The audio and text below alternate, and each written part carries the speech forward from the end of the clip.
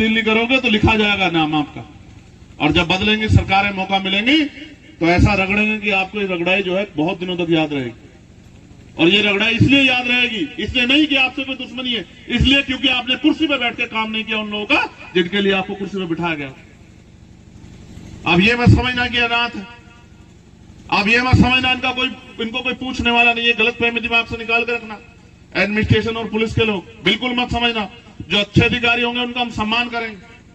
और आप जानते हैं पुलिस की जितनी मदद मैं करता हूंगा, लेकिन ये बुरा है कि जो सरकारें हमसे बहुत सारे वादे करती हैं, जब उनके चुनावी भाषण हम लोग सुनते हैं तो ऐसा लगता है कि बस ये सरकार बनी तो हमारी सारी परेशानियां खत्म।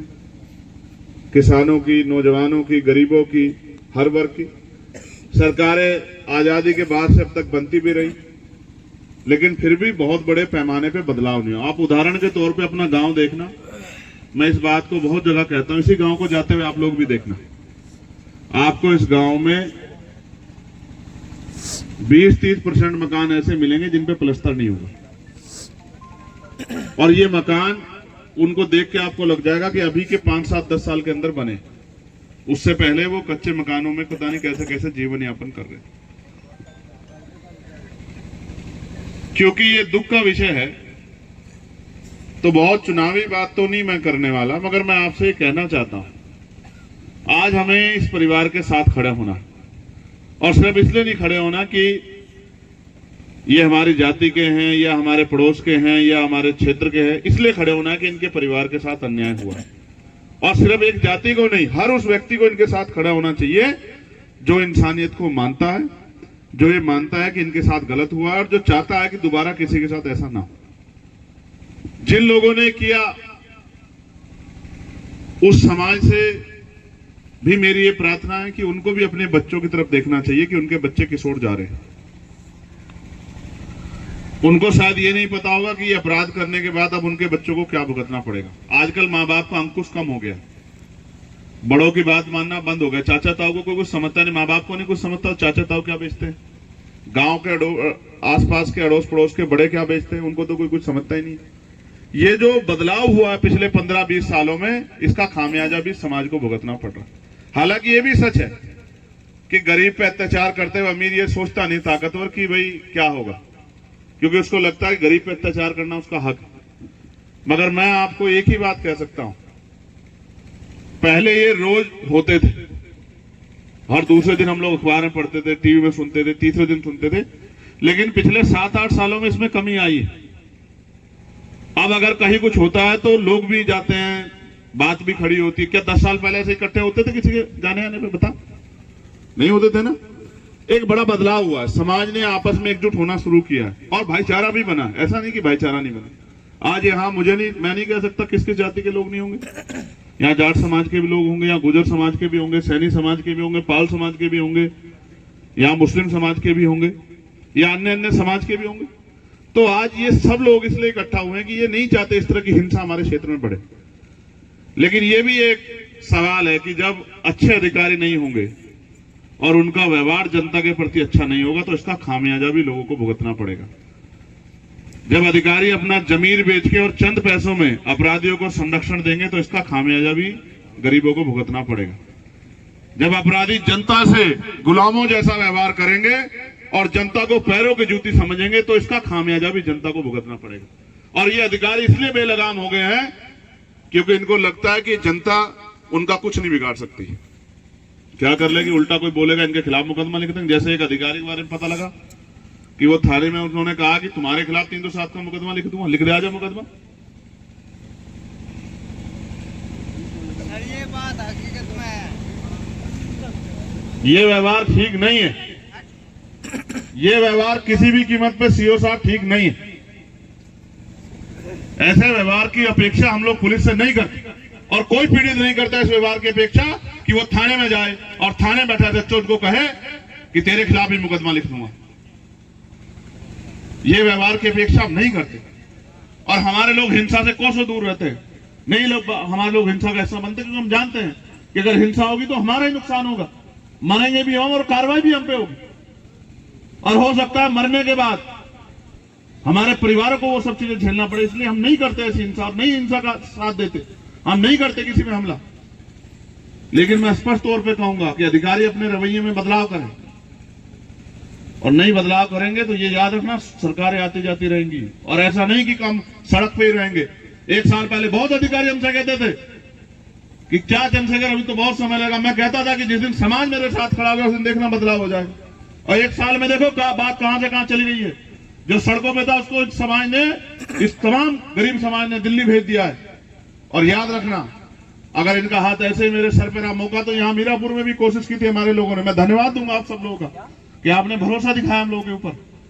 कोशिश तो उन्होंने यहाँ भी की थी, वरना वो कोशिश कामयाब होती तो असेंबली में हमारी आवाज होती है। हम असेंबली में पूछते कि ऐसे अधिकारी कुर्सी पर क्यों बैठे हैं, आप मेरी बात को याद रखना। लेकिन पूछेंगे हम पार्लियामेंट में भी, कैसे निकम्मे अधिकारियों का कुर्सी बैठने का क्या मतलब बैठता है, जो तनख्वाह तो समाज गरीबों से लेते हैं और काम अमीरों का करते हैं, काम नेताओं करते हैं, काम पैसे वालों करते हैं। ऐसे क्या जरूरत है कुर्सी पर। इस व्यवहार को तब्दील नहीं करोगे तो लिखा जाएगा नाम आपका। और जब बदलेंगी सरकारें, मौका मिलेंगी, तो ऐसा रगड़ेंगे कि आपको ये रगड़ाई जो है बहुत दिनों तक याद रहेगी। और ये रगड़ाई इसलिए याद रहेगी, इसलिए नहीं कि आपसे कोई दुश्मनी है, इसलिए क्योंकि आपने कुर्सी पर बैठ के काम नहीं किया उन लोगों का जिनके लिए आपको कुर्सी पर बिठाया गया। अब ये मत समझना कि अनाथ है, अब ये मत समझना इनको कोई पूछने वाला नहीं है। गलत फहमी दिमाग से निकाल के रखना। एडमिनिस्ट्रेशन और पुलिस के लोग बिल्कुल मत समझना, जो अच्छे अधिकारी होंगे उनका हम सम्मान करेंगे। और आप जानते हैं पुलिस की जितनी मदद मैं करता हूंगा, इनके साथ परेशानी 8-8 घंटे की ड्यूटी की जगह 24-24 घंटे ड्यूटी, 48 घंटे ड्यूटी करनी पड़ती। मैं अकेला आदमी था जिसने पार्लियामेंट में आवाज उठा के, और एक रिपोर्ट बन रही है अब कि इनको 8 घंटे की ड्यूटी मिले। बहुत सारी चीजें जो मैं नहीं कहना चाहता, क्योंकि मैंने एहसान नहीं किया, मैंने अपनी ड्यूटी की। लेकिन पुलिस का रवैया अच्छा नहीं है कि वो एक लाठी सबको हाँकना चाहते हैं। ऐसा नहीं, ये ठीक नहीं, ये नाराजगी है मेरी पुलिस। अच्छे अधिकारी भी हैं, मैं मानता हूं अच्छे अधिकारी, और मैं मानता हूं अच्छे अधिकारी को रहते कार्रवाई भी होगी। लेकिन कार्रवाई में न्याय में देरी भी न्याय को अवरुद्ध करने का काम होता है, न्याय को रोकने का काम होता है। न्याय करने से जहां न्याय दिखना भी चाहिए। मैं हाथ जोड़ के पुलिस और प्रशासन के लोगों से कहूंगा, ऐसा व्यवहार मत करो। इसलिए मत करो कि सोचो कल किसी आपके साथ हो जाएगा तो आप नहीं सह पाओगे, आप नहीं सह पाओगे। अगर आपके बच्चे के साथ हो जाएगा, आपके भतीजे के साथ हो जाएगा, हम तो हर आदमी को, इंसान को अपना परिवार में, आप नहीं सह पाओगे। आप पिस्टल निकाल के घूमने लग जाओगे कि मैं इनको देख लूंगा, वो कर लूंगा, आप नहीं सह पाओगे। हमें सहने की आदत है, हमने सहा, हमें आदत है, हम लंबे समय सहते आ रहे हैं, इसलिए हमें आदत है। लेकिन ऐसा नहीं कि हम इसको आदत बना के बैठे हैं। हम इसलिए करते हैं कि ठीक है, कानून व्यवस्था सही रहनी चाहिए। वरना आप देखो, ए बेटे बैठ जा, थम जा, बैठ जा, और बटन बंद कर ले, हवा ना लग जाए। हवा भी लग जाती है, हवा चल रही है ठंडी। इंसाफ अगर मांगने से मिलता तो सबको मिल जाता। शांत हो जाओ, शांत हो जाओ, शांत हो जाओ, अब उस तरफ मत ध्यान दो। आप देखो ये कितने लोग हैं, अगर ये सड़क पर निकल जाएं तो क्या कानून व्यवस्था ठीक रह सकती है? आप देखो। और ऐसा नहीं कि हम कमजोर हैं। मैं यहां खड़े होकर चैलेंज करके कहता हूं कि अगर यहां खड़े होकर एक आवाज देख कहूंगा कि आओ अपने गांव के बाहर आ जाओ, तो आप नहीं संभाल पाओगे, आपको एहसास नहीं है। अगर हम शासन सत्ता में नहीं है तो आप मत समझो कि हम कमजोर हैं। आप ऐसा ट्रीटमेंट नहीं कर सकते हैं गरीबों के साथ, याद रखना मेरी बात को। यहां खड़े होकर कहूंगा, चैलेंज करके कह रहा हूं, जिसको गलतफहमी हो निकाल लो और आओ सामने और कहो कि दिखाओ तो कोई यहां से और बिजनौर से लेकर दिल्ली तक अगर आपको नहीं दिखाया कि हम कितनी शक्ति रखते हैं, तब बताना आप मुझे। आप नहीं जानते हो। ये लोकतंत्र और जनता इसमें मालिक है, जनता के हिसाब से चलता है लोकतंत्र। तो समझदारी दिखाओ, और मैं तो कोशिश करूंगा कि ऐसे अधिकारियों पर कार्रवाई हो, क्योंकि मैं तो जानता हूं कि सारे अधिकारी अच्छे नहीं। मैं आपसे भी कहूंगा कि संयम रखो, धैर्य रखना बहुत जरूरी है। एक्शन का अगर रिएक्शन होगा तो उसका परिणाम अच्छा नहीं होगा। और आप तो, मैं आपकी समझदारी की दाद देता हूं कि आपने, नौजवान बच्चा चला गया, आपने हिम्मत दिखा के दर्द को पीने का काम किया। मैं इसके लिए आपका धन्यवाद देता हूं। लेकिन मैं आपसे कहता हूं, ये लड़ाई आज खत्म नहीं हो रही है, ये लड़ाई चलेगी, लंबे समय तक चलेगी। और मैं आकाश को भी कहना चाहता हूं, उसके कंधों पे जिम्मेदारी आ गई है। घर में छोटी बहन है, उसके सम्मान की रक्षा करते हुए उसको अपने पैरों पे खड़ा करना, बूढ़ी माँ का भी ख्याल रखना है। तो मैं आपसे ये भी अपेक्षा करूंगा, जो मेरा नेचर है और जिसको मैं कहता हूं कि ये होना चाहिए, कि हमें समाज का हाथ पकड़ के रखना चाहिए, गरीबों का हाथ पकड़ के रखना चाहिए। मैं आपको तो याद है बाबूजी, बागपत अभी तो 2 ही दिन बीते। इस परिवार की कुछ मांगे हैं, वो भी मैं पढ़ देता हूं, मगर मैं जानता हूं कि जैसे मैं पढ़ दूंगा वैसे ही एडमिनिस्ट्रेशन पुलिस के लोग सुन लेंगे। बाकी पूरी तो ये तभी होंगी जब शासन शक्ति चंद्रशेखर आजाद के हाथ में होगी, उससे पहले तो पूरी नहीं हो सकती। ऐसा तो मुझे नहीं लगता, इतना तो न्यायप्रिय नहीं है कोई। ये तभी पूरी होंगी जब ताकत हमारे हाथ में होगी, फिर तो हिंसा ही नहीं कर सकता कोई। हम चैलेंज करके कहते हैं, जिसके अंदर घमंड हो, जो कहता हूं मैं ताकतवर हूं, जो कहता हमारी बांधी बनती खोली खुलती, जब हम पे ताकत होगी तो कर लेना, हम देख लेंगे।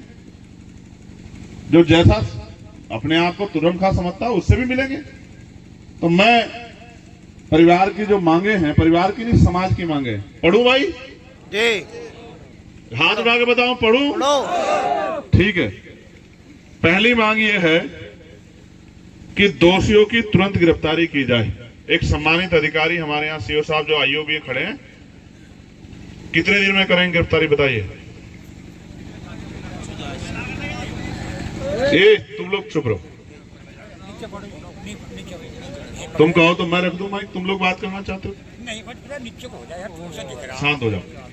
बताओ सीओ साहब, समय थोड़ा समय पर टारगेट करके बताओ। 10 दिन आज दिए आपको, 10 दिन तक फोन नहीं करेंगे, वादा कर रहे हैं आपसे। 10 दिन आपके, 11वां दिन हमारा। हाँ, 10 दिन में आप सारे आरोपियों को गिरफ्तार करके जेल भेज। पहली बात, मैं ये भी नहीं कहता आपके निर्दोषों को भेज दो, मैं इस बात समर्थन नहीं करता। आप लोग समर्थन करते हो? हमारे लोग इस मामले में बहुत स्पष्ट है, हम नहीं चाहते किसी को निर्दोष को, लेकिन कोई दोषी बचना नहीं चाहिए, ये आपकी जिम्मेदारी। जो दोषी नहीं भी दिख रहा है और आपकी नजर जानकारी में आ गया कि वो दोषी है, तो उसको उस मामले में ऐड करके और उसको उस पर कार्रवाई करना, ये आपकी जिम्मेदारी। और मैं उम्मीद करता हूं कि एक अधिकारी अपने कर्तव्य का पूर्ण रूप से निर्वहन करेगा, ऐसा मुझे विश्वास।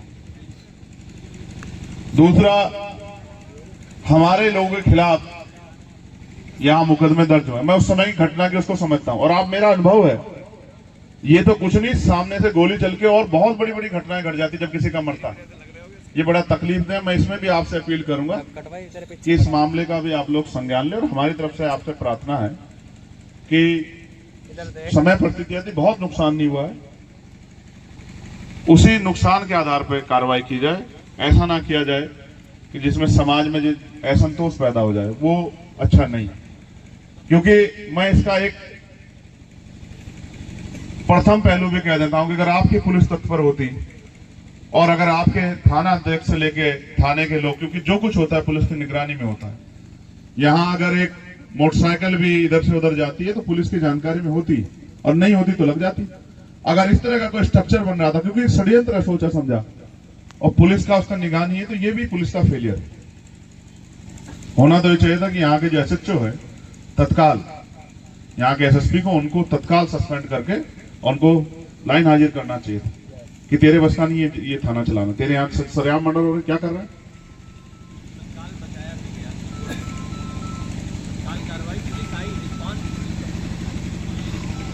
वापस ला दो, सनी को वापस ला दो, हमसे ले लो, बताओ क्या चाहिए। यही कह रहा हूं, जनता में खाकी का इकबाल मुझ में भी और हर आदमी में रहना चाहिए कि अगर मैं अपराध करूंगा तो बचूंगा नहीं। ये डर खत्म हो रहा है। हाँ, नहीं, मुझे भरोसा है, ये भरोसे के साथ ही कह रहा हूं, पीड़ित परिवार के, क्योंकि ये पहली बार नहीं हो रहा है, ये हो रहा है उत्तर प्रदेश में, और मीडिया के साथी गवाह इस बात के। कई जगह पे पीड़ित परिवार जिनके देख रेख कोई नहीं कर रहा था, उन परिवारों को मुआवजा दिया गया है और नौकरी भी दी गई है। ये हुआ उत्तर प्रदेश में, ये गोरखपुर में भी हुआ है, लखनऊ में भी हुआ है। इसलिए जैसा नियम आप बनाओगे वो नियम सभी के लिए होने चाहिए। लेकिन बड़े दुख के साथ कहना पड़ रहा है कि जो सरकार जो सत्ता में है वो नहीं करती आपके साथ न्याय।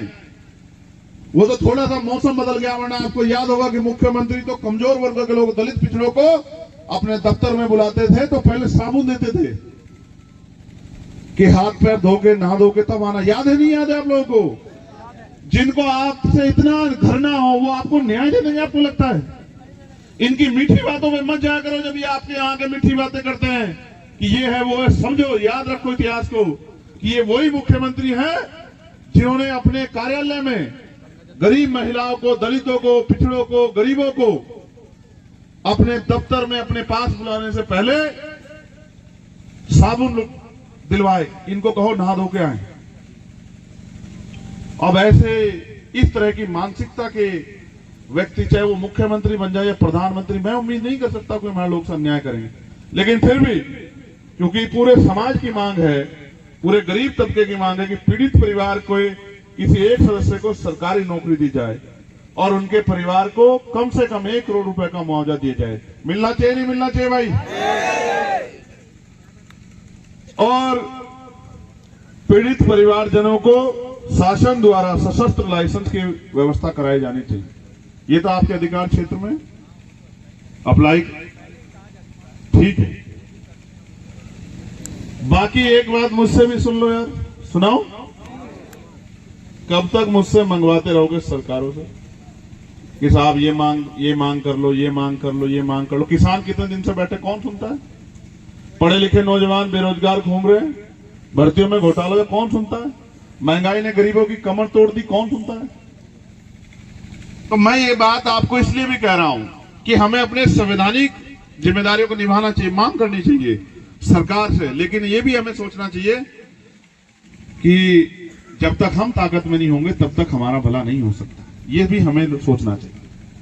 और नहीं है यहाँ इस जिले में ताकत हम पे बढ़ना, सोचो। और जानते हो कि अगर हम पे यहाँ ताकत होती तो फिर यहाँ इकट्ठे होना पड़ता क्या? आप लोगों को बताओ, अच्छा ईमानदार से बताओ, अपने दिल पे ऐसे हाथ रखो, यहाँ रखो सब लोग, बताओ अगर हम ताकत में होते तो क्या आज आपको यहाँ इतनी बड़ी संख्या में इकट्ठा होना पड़ता? क्या बताओ? तो फिर जिनसे न्याय मांग रहे हो ये आपके दरवाजे पे खड़े होते कि हम आपके साथ हैं, आप बताइए ना क्या मांगे, क्यों भैया को कह रहे हो? आप हमें बता दो ना, भैया पे तो बात तब जाएगी जब हम नहीं होंगे। यही होता। मैं अपनी माओ बहनों का भी धन्यवाद करूंगा जो इतने बड़े पैमाने बैठी। मैं उनसे एक चीज और कहना चाहता हूं, पढ़ो, पढ़ लिख के आगे बढ़ो। कोई रास्ता नहीं है हम पे, इसके अलावा जमीनें हम पे नहीं है, बहुत बड़े उद्योग धंधे हम पे नहीं है, बहुत बड़े बिजनेस हम पे या उस तरह का स्ट्रक्चर, दुकानें या वो नहीं है, और बहुत बड़े महल और वो नहीं है हम पे संपत्तियां। हम पे एक ही रास्ता है, पढ़ लिख के आगे बढ़ सकते हैं।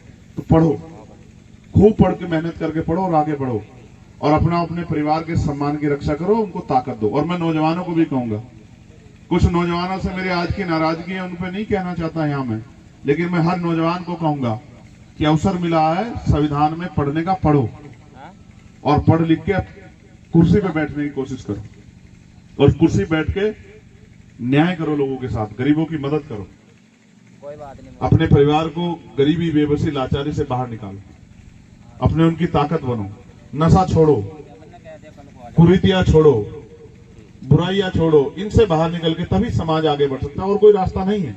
अगर आप सोचो कि 500 रुपए कमाओ और 400 रुपए की, 200 रुपए की, 300 की शराब पी लो, इससे भी बात आगे नहीं बढ़ सकती है। कुछ तो परिवर्तन आपको करने पड़ेंगे। और मैं तो बड़े, ये शुक्रताल है, यहाँ इतना बड़ा तीर्थ है हमारा, और बहुत सारे हमारे धर्मगुरु रहते हैं, और यही जाते हो आप लोग, सब लोग जाते हो नहीं जाते हो? और क्या सीख के आते हो कि वहां से आके फिर शराब पीते हो? ये ठीक नहीं है। मैं सबको तो नहीं कह रहा, लेकिन जो लोग इस कर्म में जुड़े हुए हैं उनको कह रहा हूं कि छोड़ो इस बुराई। मैं प्रशासन से, पुलिस के अधिकारियों से मांग करता हूं कि वो अपने कर्तव्य का निर्वहन करें, और हम लोग अपनी तरफ से, भाई 10 दिन का समय ठीक है? हाथ उठा के बताओ, अगर 11वें दिन आंदोलन की जरूरत पड़ी तो चलोगे? पक्का? सोच लो, सर्दी का समय है, बिहार में वो बच्चे आंदोलन कर रहे थे, लाठियां पड़ी, खा लोगे लाठी? मैं नहीं, हवा में कह रहे हो, जोर से बताओ, खा लोगे?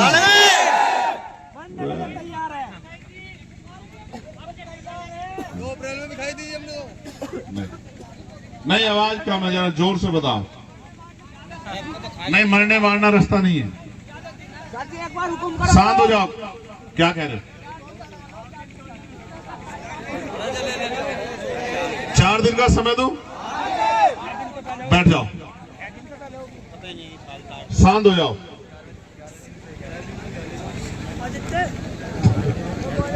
देखो, जादू की छड़ी नहीं है इनके पास। वो भी अपने बचने का रास्ता इख्तियार कर रहे होंगे, वो भी दौड़ भाग कर रहे होंगे, समझ रहे हो? मैंने वो समय इसलिए दिया कि उन्होंने ये समय मांगा। कल वो ये ना कहे कि साहब आपने अपने 4 दिन, हमने पूरी कोशिश की, हमने नहीं समझे। जब इतने दिन धैर्य रख लिया तो और मेरे कैसे रख लो? रख लोगे नहीं रख लोगे? अब मेरा आखिरी आग्रह ये है कि जैसे आए हो वैसे ही अनुशासन में जाना। किसी को मौका मत देना कि कोई कह दे कि वो लोग आए थे साहब और गुस्से में थे। ऐसा मौका तो नहीं दोगे? रख लोगे रख लोगे लाज मेरी इस बात की। बाकी मैं आपका कर्जदार हूं और मैं लहू का आखिरी कतरा देके भी आपका कर्ज उतारूंगा, इस बात का मैं आपको विश्वास दिलाता हूं। जब तक जीऊंगा मेरे ऊपर आपका कर्ज है, मैं इस कर्ज को उतारूंगा, इस बात का आपको वचन देता हूं। लेकिन आपसे कहता हूं, गलत रास्ते पे मत, सही रास्ते चलेंगे और अनुशासन में जाना, इसमें मदद करा दो। अपने अपने साधनों से आराम आराम से, मैं परिवार से मिलकर निकलूंगा। एक बच्चा इसको चोट लगी उससे मिलूंगा, तो आपसे आग्रह करूंगा हाथ जोड़ के बड़े अनुशासन में जाना। कर दोगे नहीं कर दोगे मदद? बस आप सबके लिए मंगल का